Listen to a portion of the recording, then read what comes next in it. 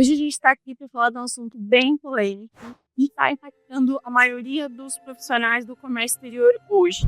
Para me ajudar a falar nesse assunto, eu trouxe aqui duas convidadas especiais, já trabalham comigo, então estão à frente da operação no dia a dia. A Rúbia, tudo bem, Rúbia? Obrigada por ter vindo. Obrigada, Ju. A Janice, obrigada por ter vindo. Prazer estar aqui de novo. Então vamos seguir. Meninas, me contem como está sendo a experiência de vocês em relação à devolução dos vazios nos apps. Ju, a realidade tem sido bem desafiadora para a gente conseguir devolver as nossas unidades dentro do free time. A comunicação também com esses terminais é complicado. O entrave sempre é a superlotação e aí a gente não consegue janela. Então tem sido muito complicado no dia a dia a gente conseguir devolver para não agregar custo ao nosso cliente.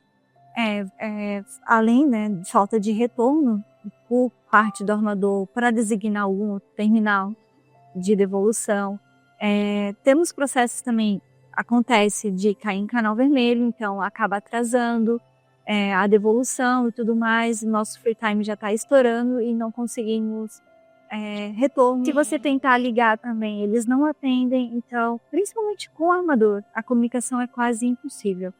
Tivemos casos que a gente pediu para trocar o depot de devolução, pois precisávamos entregar uma carga em São Paulo e o nosso free time estava virado. E vencia no dia 22, então o armador nos pediu 7 dias úteis para analisar um outro depot para fazer a devolução do container. Então, acaba que dificultando, vamos entregar até voltar para Itajaí para fazer a devolução, acaba vencendo o free time. Queria pelo menos agilizar essa entrega para se eximir pelo menos da demurragem, né? Mas, além disso, toda a avaria que eles cobram, né? Então a gente precisa desse retorno deles para conseguir até analisar o que é avaria, o que não é, porque a gente também tem vários casos, né? Às vezes realmente acontece de a unidade estar suja. Então é complicado porque a gente precisa ou de um IBAN do armador, que é fundamental nesse caso, que destina as nossas unidades para os depots, quanto dos terminais. Então, assim, tem que ser uma via de mão dupla ali. O pessoal começar a se estruturar para responder às nossas demandas. Sistematizar também, né? Porque a gente percebe que muitos depots não têm sistemas. Sim. Então, a comunicação com eles realmente é muito complicada, né? Exato. E fora com os depots também, né? Eles bloqueiam o nosso CNPJ, às vezes não recebemos a cobrança em tempo hábil para fazer a tratativa de isenção daquela avaria, eles bloqueiam o nosso CNPJ impedindo novas devoluções. E os armadores hoje estão trabalhando principalmente com 2 depots específicos, né?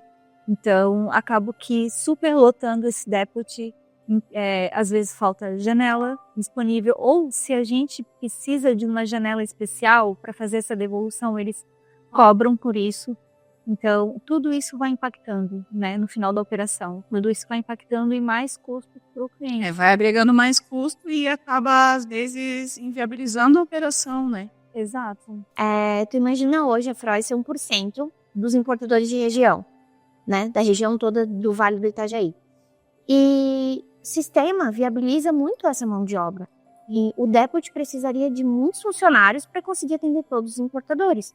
Assim, a gente não está falando de uma devolução ou outra, né? A gente está falando de importadores que trazem aí 15 a 20 containers, né? Por cada BL, por cada importação. Bastante fluxo, né? É uma demanda muito grande e eu acredito que por essa demanda eles teriam que investir mais na infraestrutura, né? Para conseguir atender todo mundo. Porque a gente fala de Itajaí, mas e as outras cidades? Itapoá, Paranaguá, então Santos.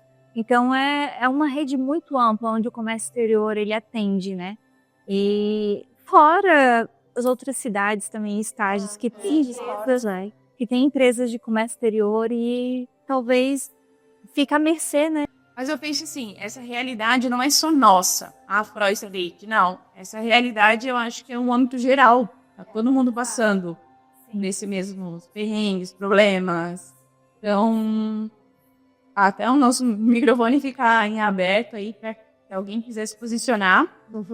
né? A gente está à disposição também para escutar, para ver se tem previsões de melhorias, investimentos e tudo mais, também para dar uma satisfação para o povo do Comex em geral, né? E também para os nossos clientes. Exato. E a gente contou a nossa experiência no dia a dia. Mas conta você também, qual a experiência mais, assim, que você teve ali no seu processo do dia a dia, o que te impactou mais, né? Porque o que a gente vê aqui, realmente, é uma dificuldade muito grande de ter contatos, enfim, que envolve, né, os problemas com custos. E agora, eu fico pensando, e os outros importadores, o que eles passam por dia também? Eu acredito que deva ter histórias muito mais malucas. Que foi só digamos assim, bem básico, né? Mas existe dois lados da moeda. A gente tem o nosso lado da moeda como importador para entregar os nossos containers. E também existe o lado da moeda do depot, né? O que eles têm sofrido? Exato. Para não conseguir atender as nossas demandas, as demandas aqui dos importadores da região. Santos a gente sabe que é um problema, é caótico, né? Mas eu vejo que ultimamente os meus embarques em Santos têm sido resolvidos muito mais rápidos do que aqui em Itajaí. Exato. Santos parece que está trabalhando melhor, fluindo mais, exato. E hoje os depots trabalham com entrada e saída. Então, se entrou uma importação, provavelmente sai a exportação, sai para exportação. E como é que está a exportação também no Brasil? Comparando o ano passado, a gente também teve aumento de exportação. Porque a gente sofre também nas Impos com as demurges, mas também o pessoal da Expo sofre com o detention, né? Exato, é verdade. Mas assim, a gente precisa também ver se esses containers estão saindo de lá para receber as novas devoluções de importação. Então é importante entender o que está acontecendo nos depots. E se eles foram esquecidos, ou se realmente existe muita demanda que nem hoje nenhuma reestruturação conseguiria satisfazer o cliente. Suprir toda essa demanda que está tendo, né? E não para de crescer. O comércio exterior ele está evoluindo a cada dia, está se tornando muito amplo. A gente tem que se adequar a novos procedimentos direto. Então, se o importador tem que se adequar, se as empresas de importação e exportação têm que se adequar a novas normas, porque é só um pedaço da cadeia logística que a gente passa. E uma bem importante, né? Parece que não, por ser ponta. Isso, somos Mas é mais só importante. uma pontinha do iceberg, fora todo o trabalho que temos por trás disso. Começa lá no início, na análise daquele embarque, daquele produto que o cliente vai trazer, a análise de NCM. Muitas pessoas não sabem o que acontece por trás dos bastidores, né? Então, a gente está aqui, é só o começo. A gente está aqui para mostrar para vocês o nosso dia a dia, o passo a passo de como funciona uma importação do início ao fim, mas por trás dos bastidores. Meninas, ao ver de vocês, o que poderia ser feito para melhorar essa situação toda? Investimento em infraestrutura, sistema, resposta online, WhatsApp, não sei, alguma coisa que eles consigam atender em alta demanda. Porque imagina, somos um importador que quer devolver container. Um de vários em Itajaí e região, né? E não só aqui também, tem Santos. São todos os depots ali que tem muito retorno, né? Muita devolução. Então o pessoal precisa tentar apresentar para o cliente uma solução, que provavelmente é um sistema. 2025, a gente tem um depot que tem sistema online, então tem nota fiscal, a gente pode inserir termo, né, comprovante de pagamento. Isenção também. Que é a documentação digitalizada do processo em si para a liberação, né? Então, a gente tem um depot, um sistema que pode, de uma forma, atender melhor o cliente. Não, e olha quantos depots a gente tem, quantos importadores a gente tem, no modo geral, né? Exato, e eu acredito também que além de melhorar a infraestrutura e comunicação por parte de terminal e armador, eu acredito que eles deveriam ampliar mais a quantidade de depots para fazer devolução. Antigamente havia mais terminais, né? Hoje a gente só está vendo 2 terminais principais aqui em Itajaí, mas anos atrás eles trabalhavam com muitos terminais, até em navegantes inclusive, né? De um terminal de um armador específico. E hoje eu vejo que não estão mais direcionando, né? Nossa, Itajaí é tão grande, olha quantos locais de pátios, né, que armazenam esses containers vazios. Eu acredito que deveria ser utilizados mais, né? O que cresce é os dépotes de apoio, né? Com certeza. Sim. Eles conseguem faturar porque de alguma forma a gente tem que tirar aquele container do caminhão. Exato. Então aí é que eu vejo assim, que o pessoal é meio que todo mundo se ajuda de uma forma, né? Todo mundo sai ganhando. E quem sai perdendo é o cliente. Exatamente.